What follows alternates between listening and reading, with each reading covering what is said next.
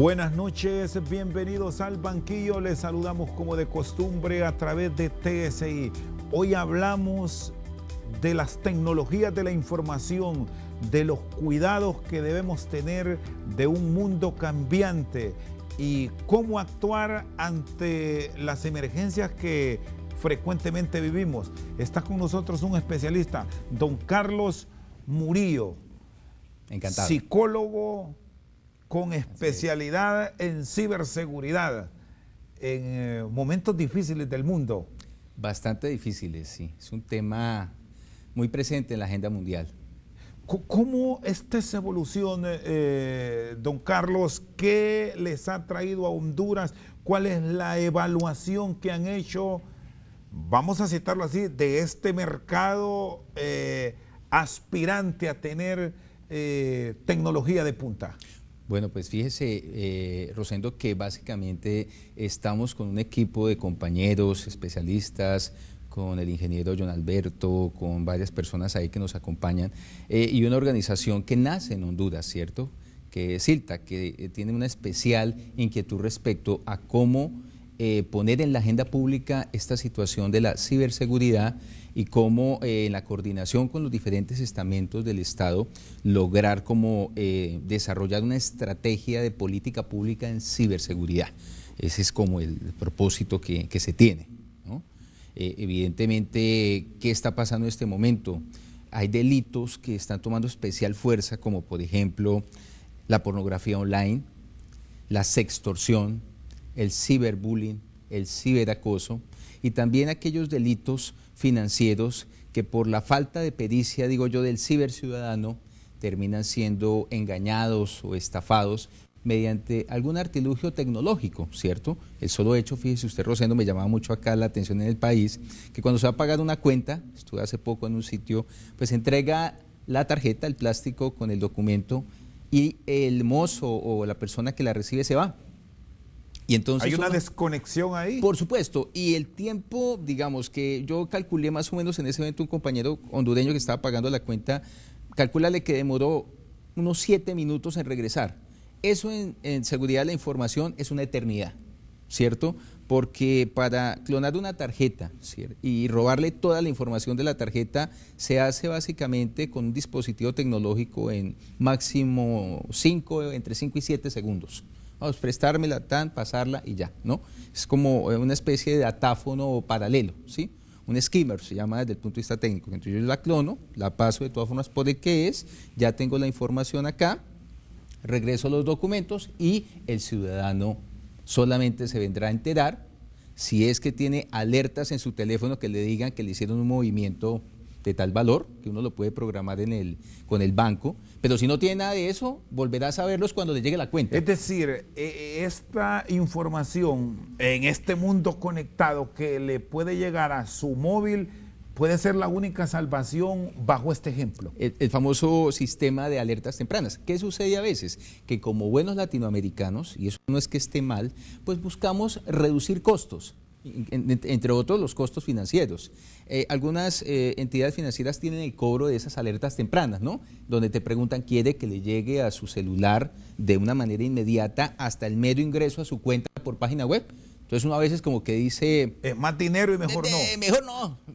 Lo obvia. Lo obvia. Entonces son una serie de prácticas que van progresivamente minando la seguridad del ciberciudadano. Ahora, don Carlos, ustedes con su experiencia que la traen a Honduras, ¿qué recomiendan en un caso como este? Porque es común, bueno, y usted me dice, en cierta parte de la población, a veces por haraganes, no solo es del adulto, lo hacen también hasta el joven que de repente le confían, mira, págame o debo tanto, y entrega una información que se supone debe ser confidencial. Esa es una responsabilidad compartida de todos, ¿cierto? Hay como varios segmentos. Está el ciberciudadano, por ejemplo, millennial, ¿no?, que son aquellos nacidos antes de 1995. Uno diría, bueno, pues son muchachos que de alguna manera han tenido cierto conocimiento de las tecnologías, han nacido algunos de ellos con ellas, y uno encuentra prácticas como, por ejemplo, compartir el password del correo electrónico. No solo a nivel, por ejemplo, de los correos de los muchachos que estudian en una universidad, sino también los que trabajan en entidades públicas y privadas. Entonces, tengo que hacer alguna diligencia, mi subordinado, porque yo tuve que atender una reunión. Mira, ahí está la clave de mi correo, encárgate tú y direcciona tú, porque yo no puedo. Salgo a vacaciones, tengo un permiso y comparto los passwords. Entonces, pues ese password ya no es mío, pero la identidad digital de ese correo asociado sí está directamente bajo mi responsabilidad. Eso es fatal.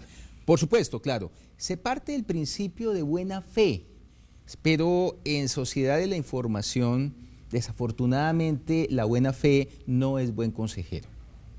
Y los sistemas de protección que se ofertan, que ahí están en el mercado a todo nivel, de consultas electrónicas, de entrar a la red y tener la conectividad que permita pagos, compras, direcciones. ¿Qué tan vulnerables son en Honduras? O vámonos al otro extremo. Hablemos, ¿qué tan seguros son? Pues fíjese usted una cosa, Rosendo, y vuelvo y digo, el tema de ciberseguridad tiene una característica y es que trasciende fronteras, ¿no? No se limita a un territorio en particular. ¿Qué podría yo decir de la experiencia de las diferentes reuniones que hemos tenido con tanto personal de entidades públicas o privadas en estos días en Honduras? Pues es la misma preocupación que hemos encontrado en Colombia, que es de donde yo vengo, pero también en Chile, en México, en Estados Unidos. El principal factor de vulnerabilidad de la tecnología y de la sociedad de la información es el ser humano. Tú puedes tener un equipo con un robusto antivirus, firewall, cortafuegos, pero definitivamente si tú, como en el tema de los passwords, lo compartes, prestas tu equipo y dejas abiertos tus correos privados, pues es muy complejo. Tienes la clave y la clave, porque tenemos muchas claves o nos genera problemas de memoria, la pego en una cinta doble faz en la pantalla de mi ordenador. Entonces, pues, como que pongo la clave ahí, yo lo hago, bueno, pues para acordarme de la clave al día siguiente que llegue y lo pueda abrir porque pues, se me olvida, pero el dejar la clave por ahí, ¿cierto? Pues evidentemente es exponer la seguridad de la información que tenga a su cargo la persona que administre ese correo electrónico, por ejemplo. ¿Cómo están los niveles de seguridad puntualmente en Honduras? Pues hemos encontrado que Conatel, por ejemplo, está haciendo unos enormes esfuerzos para desarrollar una política de ciberseguridad, ¿cierto? DPI también en Honduras con Interpol se están trabajando. Precisamente el viernes hay un evento de apertura a la unidad de persecución al ciberdelito. Y se está formando la policía hondureña de una forma bastante importante en ese campo. Claro, es apenas el abrebocas, porque finalmente, como digo, la responsabilidad no es solo de las entidades del Estado. ¿Qué van a hacer los bancos también? ¿Cierto? ¿Qué van a hacer las entidades privadas? Porque, como dije, es una responsabilidad compartida. Pero ya es una realidad en Honduras y desde el viernes, que es ya, digamos, como el acto inaugural en donde va a haber muchas personas estratégicas, se va a dar como el inicio y la apertura ya a toda una política de ciberseguridad específicamente en Honduras. ¿Qué protecciones se deben tener si separamos los entes, pero que mantienen una unidad por los procesos de investigación? Caso Fiscalía, Ministerio de Seguridad, e involucrar la misma Secretaría de Defensa por aquello de la protección de la vida, la protección de sistemas financieros, niños, sectores de la sociedad eminentemente vulnerables, doctor Murillo. ¿Qué hemos encontrado? Un elemento clave es la articulación. Y seguramente Rosendo en su amplia experiencia encontrará muchos ejemplos de que aquí el problema fue que no hubo coordinación. Como digo, no es solamente en Honduras, el problema es generalizado. Un problema importante de los delitos informáticos es su judicialización, ¿cierto? Y entonces, ¿qué significa eso? Que entendía, yo estuve revisando el Código Penal hondureño, entiendo que ya el próximo año entra en vigencia un nuevo código. Y ahí está ese debate, por cierto. Está ese debate entonces, y hay cosas que me encontraba que de alguna manera inquietan, ¿no? Por ejemplo, el manejo de la pornografía y tanto la tasación de la pena que se le ha planteado al delito de pornografía y cosas tan curiosas como que, por ejemplo, un individuo que se le identifique material de contenido pornográfico con niños, niñas o adolescentes en su ordenador, Si se verifica que solamente es para consumo privado, si se me permite el término, pues habría ahí una serie como de atenuantes de responsabilidad. Pero entonces la pregunta sería, ¿hasta dónde esa parte es como el que porte un arma de fuego idónea para usarse y eventualmente tenga asociado comportamientos, por ejemplo, de historia delictiva? O uno se preguntaría por qué lo hace, ¿no? En este caso, si una persona le encuentra en el ordenador un material y él dice, no, pero es que es por una afición privada que tengo, ¿qué pasaría? Ahí hay algunas dudas, ¿no? ¿Qué recomiendan o qué hacer ahora mismo que estamos involucrados en el debate de la reforma al Código Penal para tener claro este tema de la pornografía infantil, que es uno de los hechos que más alarma? Yo pienso que en el ensamble de la ley hay una buena intención. Lo hablo desde afuera, obviamente no conozco la intensidad del debate ni las diferentes, y se ha buscado como... ¿Pero qué debemos plasmar para tener una normativa coherente con lo que está pasando en un mundo que evoluciona de manera impresionante? La normativa lo incluye, el proyecto nuevo lo incluye, pero como todo proyecto, una vez se libere y se empiece a operacionalizar, que entiendo será en mayo de 2020, empezaremos a ver sus bondades y seguramente las acciones de mejora que haya que tomar. Algo novedoso, por ejemplo, es que fíjese, Rosendo, que el código ya define pornografía infantil específicamente, o sea, dice, bueno, la pornografía infantil se entiende de acuerdo a una serie de elementos. Tiene discriminado el delito de pornografía infantil también con unas tasaciones.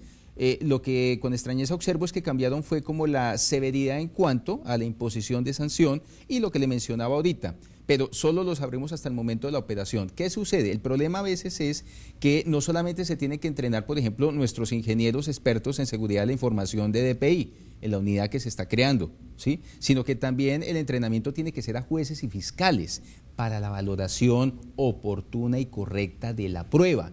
No, porque es que esta es una cadena en el proceso de judicialización. Y sobre todo por lo técnico que resulta que no es muy comprensible para ciertos profesionales. Claro, no es fácil. Es un tema complejo, pero es el reto que no da espera asumir.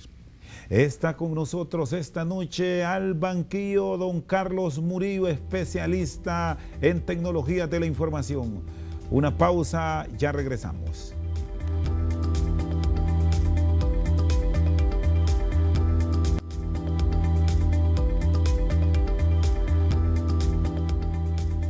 Seguimos esta noche con don Carlos Murillo, es psicólogo a la vez. Forense, sí. ¿Qué cuidado tener, ya que estamos hablando de el cuidado con la pornografía infantil y la atención para castigo severo? La familia, por aquello de la libertad que muchos padres ahora tienen con sus hijos, que entregan un celular o una plataforma con internet libre. Es una paradoja porque fíjese, Rosendo, que hasta hace un tiempo, quienes pues también fuimos niños, la preocupación grande de nuestros padres era si te vas al parque, no demores tanto, si estás jugando fútbol, éntrate temprano, no te quedes en esa esquina hablando con tal persona, mejor quédate en la casa, es más seguro, ¿no? Entonces era la preocupación. Hoy día con el surgimiento de la facilidad de obtener un canal de internet, un wifi para la casa, los padres lo que hicieron fue invertir un poco esa política de seguridad con sus hijos, es decir, ya te compré la tablet, ya te conecté el internet en la casa, siento que estás más seguro en la casa. Pero ¿qué sucede? Que como ha cambiado la dinámica, ya no se está seguro en la casa, porque si la idea es que yo no puedo ejercer control en mi hijo porque trabajo, porque tengo cosas que atender o porque no sé, pues simplemente mi hijo se conecta con mayor libertad y puede tener contacto y visitar la página que él considere de manera intencionada o ingenua. Y eso genera obviamente que los padres no ejerzan el control parental que se esperaría y no sabemos nuestros hijos ni con quién están interactuando ni qué están haciendo, así estén en su habitación o en la sala de la casa. Y ante un escenario así, ¿cómo actuar? Lo que se ha trabajado, se ha pensado inclusive desde DINAF, es precisamente cómo trabajar con el niño y adolescente para que ellos tengan un comportamiento como ciberniño, ciberadolescente seguro, que tengan la claridad de cuáles son los posibles peligros que se pueden correr. Ahorita mismo en San Pedro Sula estuvimos reunidos en un evento muy bonito el día sábado con niños, niñas y adolescentes y trabajamos algunas cosas que ellos mismos nos ponían de presente, ¿no? Que ellos a veces cometían cierto tipo de imprudencias que los ponían en riesgo. En el caso de los padres que están en la casa, deben estar muy atentos, primero, a que si adquieren equipos tecnológicos puedan tener controles parentales incorporados que restrinjan el acceso a algunas de las páginas. ¿Cómo qué controles debe tener el padre de familia? Y la misma autoridad, porque aquí suma otro componente de que el Estado y muchas empresas tienen sistemas de conectividad libres. Exacto, Lo claro. puedo bloquear aquí, pero allá no. Claro, entonces fíjate que todo se traduce también en términos a veces de dinero. El operador, para aquí los operadores privados que suministran el servicio, tienen un deber también civil, así sean empresa privada, de garantizar y ofertar a quien se le está vendiendo ese producto, cuando va a tener acceso a niños, de que existan la posibilidad de que puedan instalar, ¿cierto?, un control parental, por ejemplo, al canal de internet, y que sea también amigable con el progenitor, con el padre, que lo pueda entender y manipular de una forma sencilla. Porque si eso no ocurre, pues el padre obviamente al ser de otra generación se le va a complicar un poco el tema. Pero también evidentemente se ha pensado que aún estando con los controles parentales, la red es una cosa impresionante, ¿cierto?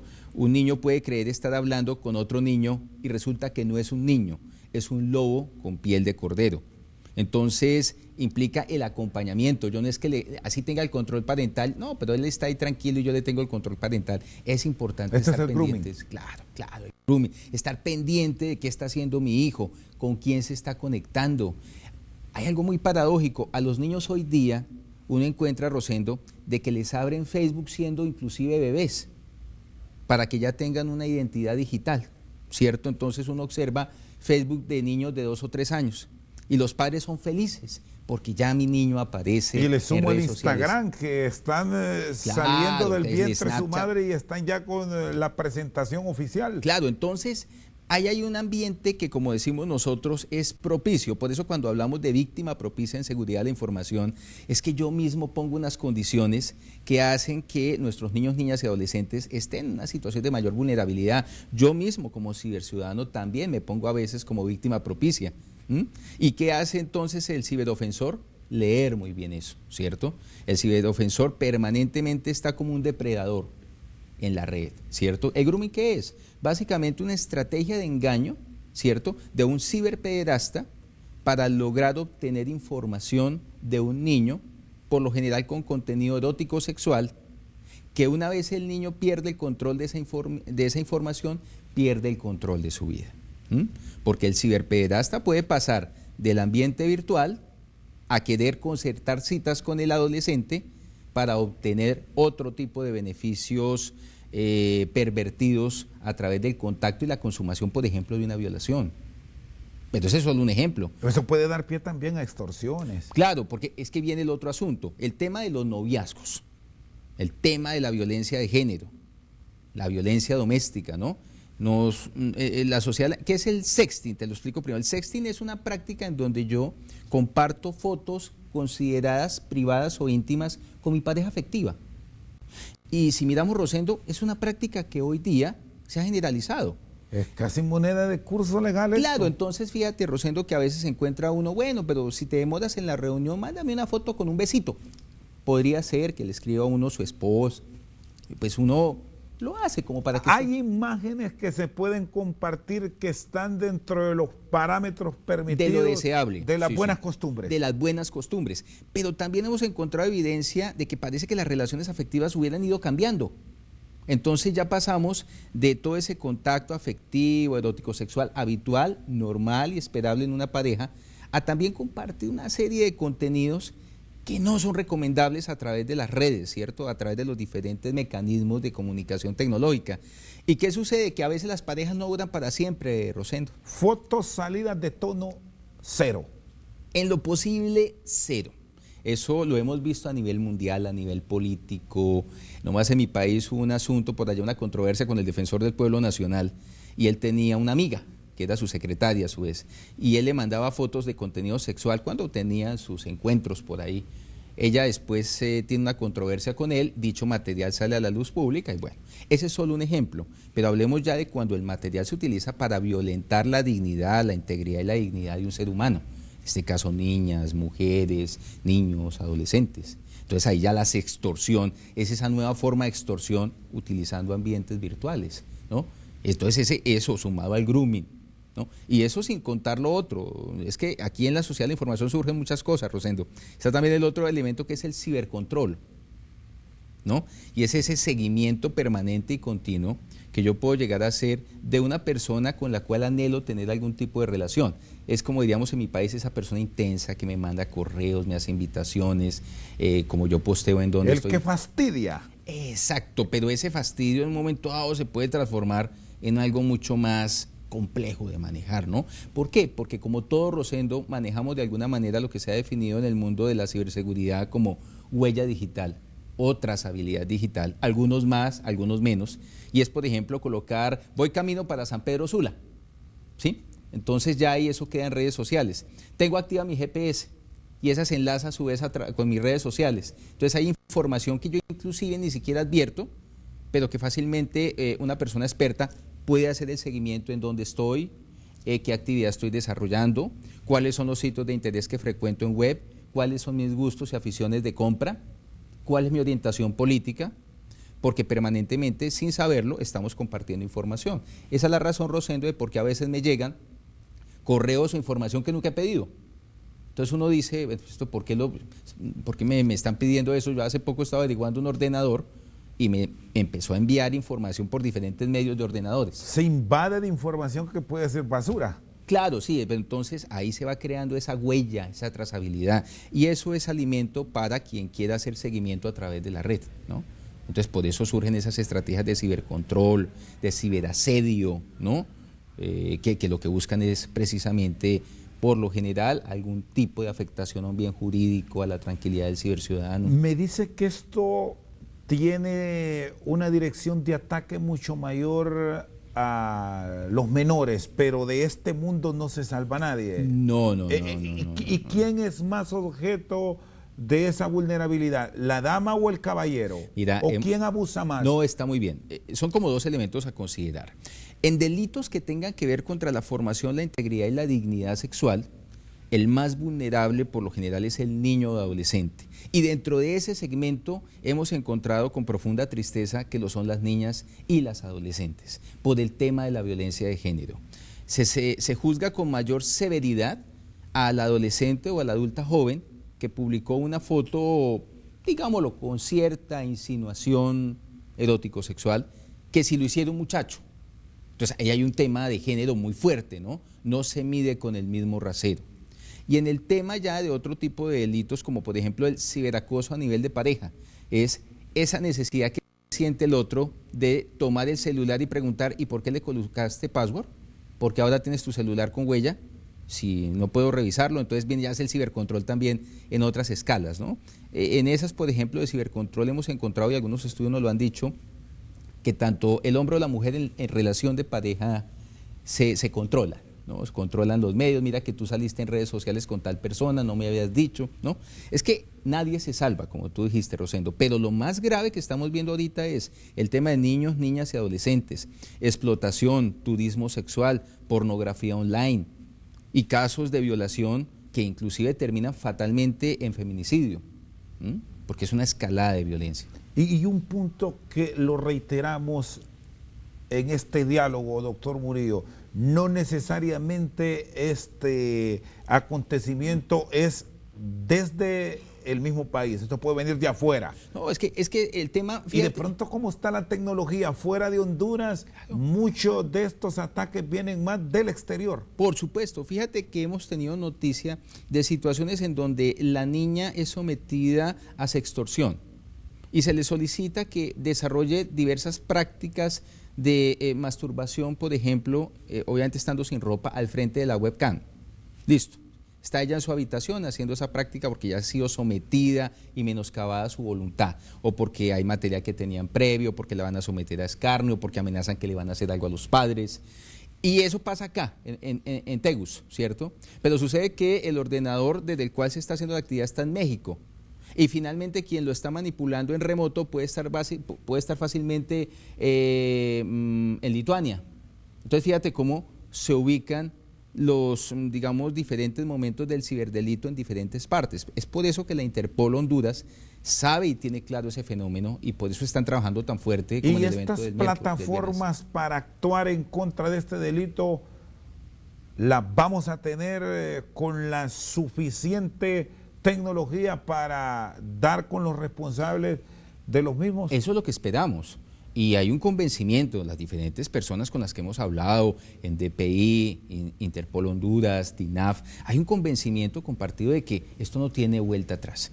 Hay que hacerlo, hay que formar al personal, hay que adquirir las herramientas, porque este es un tema, y hay que fortalecer la cooperación transnacional. Esos son los elementos fundamentales para poder avanzar con efectividad en una política de ciberseguridad.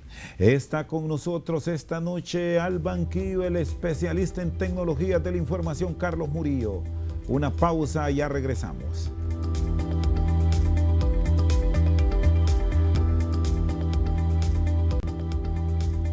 Seguimos esta noche al banquillo con don Carlos Murillo, especialista en tecnologías de la información. Muchos piensan que estos delitos se pueden controlar o se va a generar temor en quien está detrás de ellos con penas duras, con acciones severas. ¿Qué les dice la experiencia? Colombia tiene mucho avance en esto y se traen estas experiencias a países que recién van a entrar en estos proyectos, doctor Murillo. Hay una discusión bien interesante desde el punto de vista del derecho penal y es que, y yo creo que Rosendo lo ha escuchado también, si la solución está en endurecer el número de años y penas para enviar un mensaje constrictivo a quien intente hacer este tipo de delitos. Bueno, se ha llegado a pensar incluso hasta en restaurar pena de muerte cuando se trata de acciones repudiadas por la sociedad, en la castración, cuando se habla de asuntos relacionados con las violaciones, doctor. Usted lo ha dicho, y en mi país la discusión es igual de intestina, es decir, la castración química, la pena de muerte, la cadena perpetua, ¿no? Y vienen todas las discusiones. Sin embargo, hemos entendido también que en ciberseguridad son mejor las estrategias preventivas, ¿cierto?, proactivas que las reactivas, cuando el mal ya se ha ocasionado. ¿Y por qué? Porque precisamente cuando ya en un delito informático el perjuicio fue hecho, no es que no existan las estrategias para buscar remediarlo, lo que sucede es que es muy difícil. Yo solamente pongo en un ejemplo de algo que voy a presentar en un congreso dentro de pocos días acá, y hay una niña que fue víctima del abuso permanente y continuo desde los 3 años de edad por parte de su progenitor. Lastimosamente, quienes están llamados a proteger son los que atacan.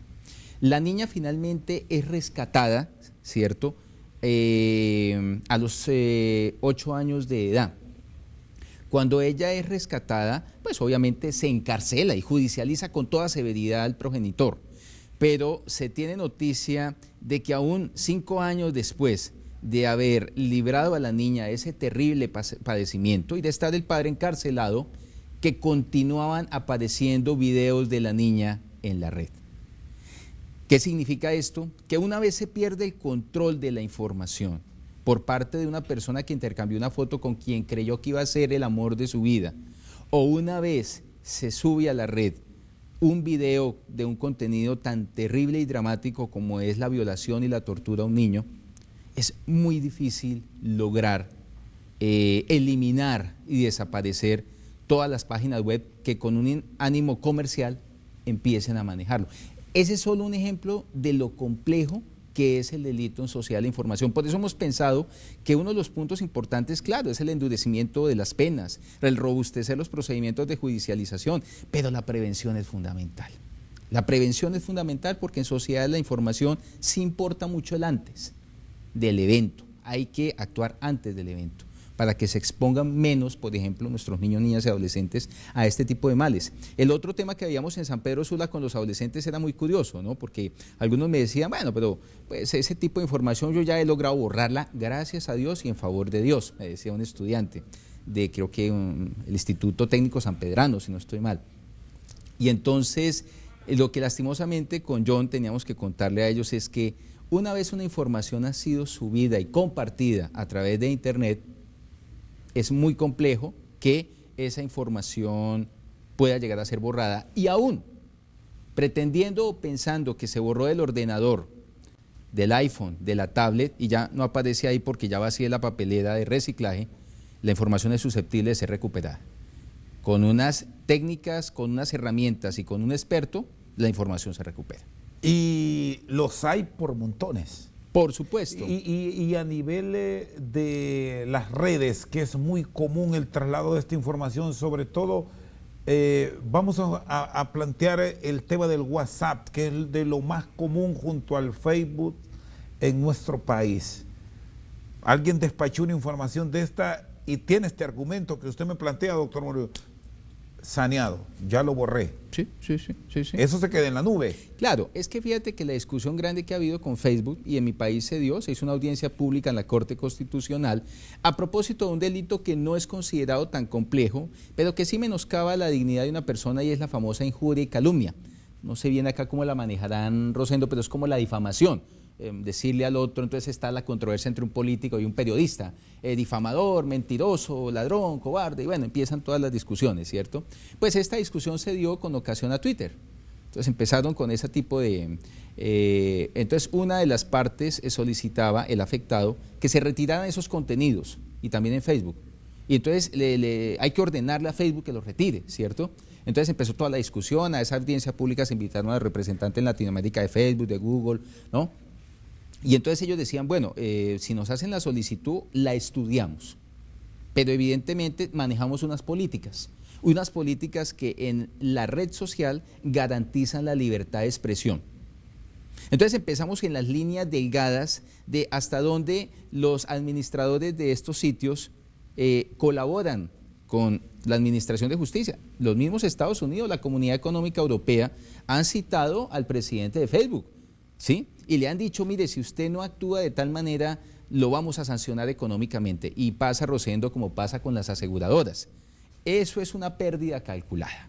Pagamos la multa que nos coloque, pero seguimos defendiendo el concepto de libertad de información, ¿no? Entonces es un tema también geopolítico, de dinero y de ver hasta dónde realmente hay voluntad política de ellos de ser robustos en seguridad de la información, proteger los datos personales de una persona y hasta dónde esa información que yo he posteado en Facebook, realmente, si yo quiero que no aparezca más, ha desaparecido. Llegar a curar esa información es muy complejo. Muy complejo.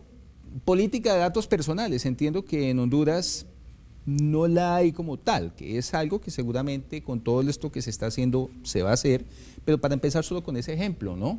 Es que mira, en este tema es tan complejo que hasta la misma minería de datos en seguridad de la información. Una empresa dice, bueno, tengo que ya salir de estos equipos ya están obsoletos, démosles de baja. Bien. Y llega alguien por ahí y dice, bueno, yo me encargo de llevarme eso a ver qué puedo recuperar ahí como para refaccionar otros equipos. Vaya uno a saber, Rosendo, qué cantidad de información reposan en esos viejos ordenadores, que en manos expertas pueden obtener una cantidad de información. Y hablando de esas manos expertas, cuando ya hablamos de desechar o de tener la seguridad que no existe, debemos buscar esa alianza o esa orientación de quién, porque sí se puede llegar con especialistas, así como hay unos que hacen el mal, a tratar de ordenarse y limpiar. Una realidad que hemos visto en Colombia y que lo ha entendido el sector financiero es que hay dos cosas. El sector financiero, por regla general, tiene un valor muy preciado, Rosendo, y es su imagen comercial, su goodwill frente al cliente, ¿cierto? Es decir, ellos, algo que les preocupa mucho es que el cliente entre en pánico por una bomba psicológica que se rueda a través de redes, como por ejemplo, van a cerrar, no sé, aquí el banco más importante, saque su dinero porque hay plazo hasta el 20 de noviembre. Y desgraciadamente, y pasa en todo el mundo, no todos, pero hay quien sí cree estos fake news que se volvieron comunes. Exacto, los fake news. Entonces, ¿qué pasa? Un banco le preocupa mucho eso. En mi país han empezado a entender que acá, Rosendo, el tema es como dicen en Colombia, hay que echarse la mano al bolsillo.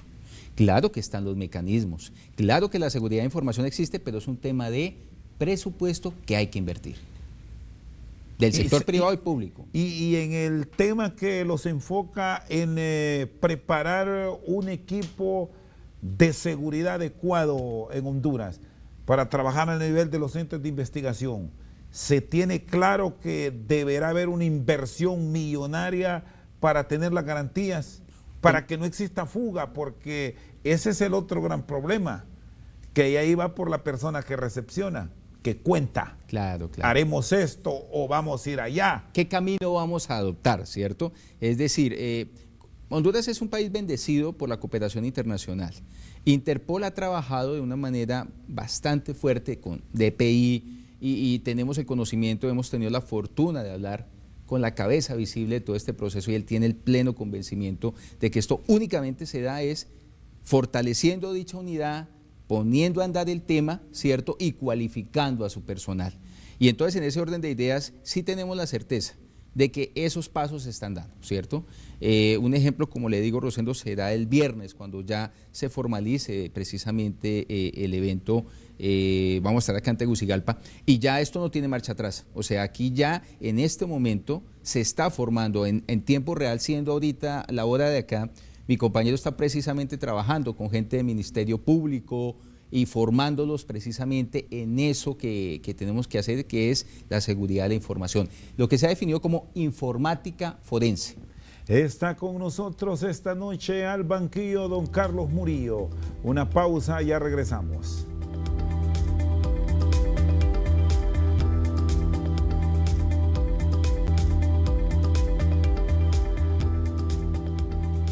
Seguimos esta noche al banquillo con don Carlos Murillo.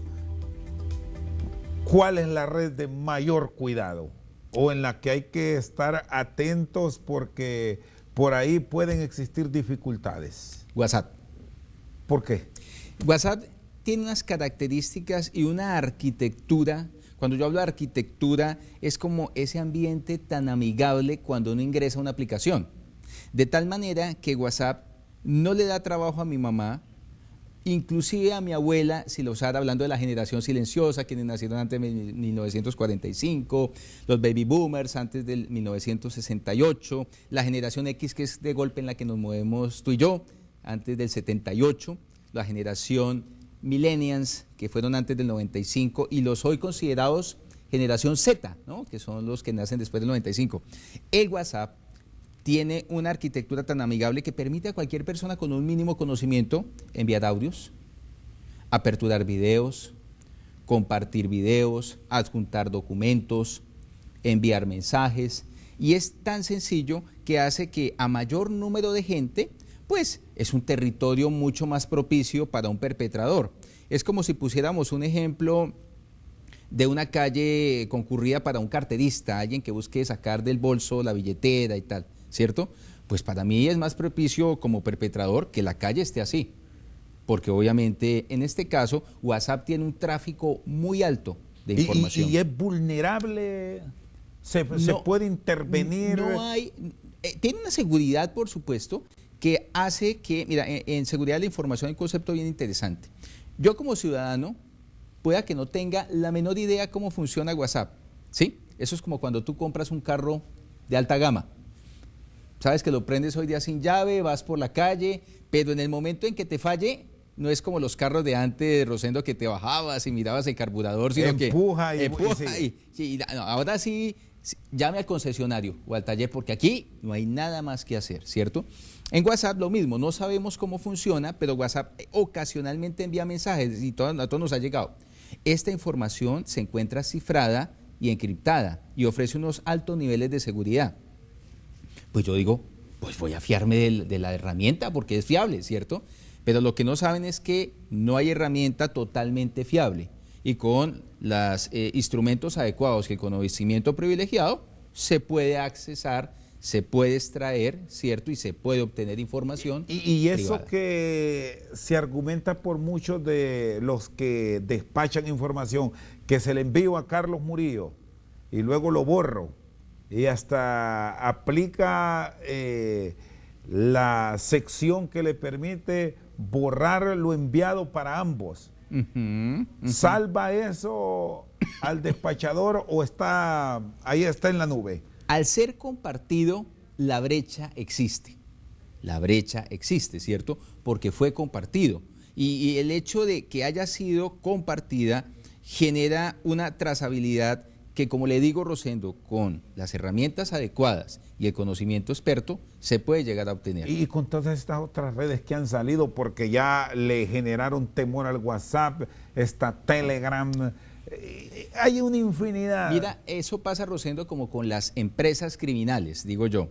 Es decir, surgía una estrategia en seguridad, no hablemos de sociedad de la información antes, unos candados más seguros para el banco, unas cajillas de seguridad en un mejor material para que no pudieran ser rotas, en fin, ¿cierto? Pero el criminal también se optimiza y en sociedad de la información ocurre todo el tiempo. Y uno de los problemas grandes del cibercriminal es que muchos eran clientes internos de organizaciones como un banco, que luego fueron, digamos, en mi país sería votados, como expulsados de la organización. Aquí y se fueron, lo corren, y se fue molesto, pero se fue con un conocimiento. Entonces, obviamente, ese conocimiento la persona hace que cambie su posición y pueda entrar en el mundo de la cibercriminalidad. Sí se da cuenta lo complejo en este caso, Rosendo, de que como la información y el conocimiento pasa por seres humanos, a veces también las brechas de seguridad se dan. Lo corrimos, él se llevó una información que no advertimos y eso nos vulneró. Hay que llegar en casos delicados y puntuales a la antigua, con papelito o con una comunicación verbal privada pura. A eso podemos llegar en un momento en este mundo cambiante, doctor. Claro, pero fíjate que lo que hacemos y lo que yo decía en San Pedro Sula con nuestros jóvenes era, la sociedad de la información es una herramienta valiosa, todos la necesitamos, porque claro, el enfoque, lo que hemos conversado ahorita, Rosendo, ha sido esa mirada oscura, ¿cierto? Porque está del otro lado del bien, de la maravilla. Claro, porque finalmente, indudablemente, las tecnologías de la información y las comunicaciones han cambiado también nuestra vida para bien. Acortar tiempos, acortar tiempos, obtener información globalizada, ampliar un poco el rango de mi experiencia y de mi crecimiento personal, globalizar el mundo, se dice hoy día, ¿no? El problema es que, no, como en toda sociedad, comporta unos riesgos y unos peligros, ¿no? Y del cuidado del ciudadano al Estado, ¿cómo manejarlo? Porque se habla de mucho intervencionismo al mismo tiempo en estas sociedades y muchas veces no se traslada información o se envía y rápido la quita por aquello, me están escuchando, me están grabando y esto después lo pueden usar en mi contra. ¿Está pasando eso también? Claro. Hay un concepto en seguridad de la información que se define como la omnipresencia en la red. Y es decir, que en la red siempre va a haber alguien que está haciendo algo y alguien que lo observa. Es decir, siempre está la escucha. Pero esa escucha por lo general se utiliza con fines comerciales, Rosendo. Es decir, si yo ingreso y compro unos boletos de avión, inmediatamente eso es marketing digital. Entonces me llega información de qué sitios visitar turísticos. Me ha pasado ahorita en Honduras, que se voy a ir a Roatán, que se voy a ir a Copán. Cuando finalmente ni yo he dicho qué propósito tengo acá en Honduras, pero es marketing digital. Entonces, pero esto es lo positivo. Es lo positivo. Es de aquello que toman teléfono porque es una persona de importancia, o empresario político, hombre de sociedad, Carlos Murillo, y queremos saber qué está haciendo. Claro, entonces por eso viene todo el recelo es qué tanta información yo puedo aportar o por qué razón me la están pidiendo, ¿no? Y viene el otro principio en sociedad de la información, es el de privacidad, ¿no? Es hasta dónde se puede garantizar la privacidad y seguridad de la información que yo estoy compartiendo. Indudablemente lo hemos visto en el sector, de pronto a Rosendo le han hecho llamadas de bancos o le han enviado mensajes de que le tienen una tarjeta de crédito sin nunca haberla pedido. Entonces son como esas delgadas líneas, porque fácilmente esa información podría ser utilizada con fines extorsivos, con fines de generar algún tipo de acoso, de asedio, en el caso de una señorita. en fin. Entonces sí está ese riesgo que se da y que es natural al manejo de la información compartida, ¿no? Que hay que tomar las medidas de seguridad, que hay que trabajar en una política de seguridad de datos personales, sí, pero que el riesgo se corre es uno de los riesgos que implica Internet. ¿Quiénes son los más vulnerables a ser intervenidos? Como dijimos, lo que miraría, por ejemplo, un hacker o un cracker, que son los que se encargan un poco de estar trabajando. Ubicándonos, perdón, don Carlos, en un escenario del Estado, que es el cuidado que muchas veces existe ahora en nuestras sociedades. El valor estratégico del objetivo, ¿cierto? Si yo deseo obtener información de alguien que tenga un alto cargo político, tenga la certeza, Rosendo, que me pongo a la tarea de hacerlo. Y muy seguramente lo voy a conseguir. Hay sistemas. Claro, y porque si es una personalidad pública, es imposible, ¿no?, no llegar a él en sociedad la información. Se podrá llegar, ¿no? Entonces, básicamente, que cuando se hace eso, se mira es qué tan atractivo no puede ser el objetivo y qué valor estratégico o económico tienen. Es decir, cuánto puede usted pagar para obtener tal información. Y es difícil tener mecanismos para que el ciudadano que se siente o advierte que algo está pasando, digamos, con su celular, se entere. Claro, pues precisamente todas las estrategias en sociedad de la información tienen previstas las alertas tempranas. Estaba yo hace poco hablando con un experto y entonces él dejó de hablar, estamos con los ordenadores cada uno conversando en el almuerzo de trabajo y me dijo, qué curioso, veo que me mandan una alerta porque alguien está intentando ingresar, él no es hondureño, es de otro país, a mi correo y me están enviando la alerta de que alguien está tratando de hackear mi correo. Entonces, claro, él tiene un conocimiento privilegiado, pero dígame, Rosendo, ¿a cuántos de nosotros, ciudadanos de pie, nos ha llegado esos mensajes? Oye, ¿fuiste tú el que estaba entrando a tu red social? Y te llega la alerta, ¿sí? Porque ya está configurada en el sistema. Entonces, sí hay unos mecanismos que te avisan, otros que tienes que adquirir o comprar, pero todo tiene que ver es con esa cultura que hay que ir desarrollando desde temprana edad para movernos con éxito en sociedad de la información y no correr riesgos, o por lo menos disminuirlos. Don Carlos, le agradezco. Feliz noche. Gracias por habernos acompañado y compartir. Faltaba más. Gracias a usted, Rosendo. Con nosotros esta noche el psicólogo y especialista en tecnologías de la información, Carlos Murillo. Por su sintonía, muchas gracias.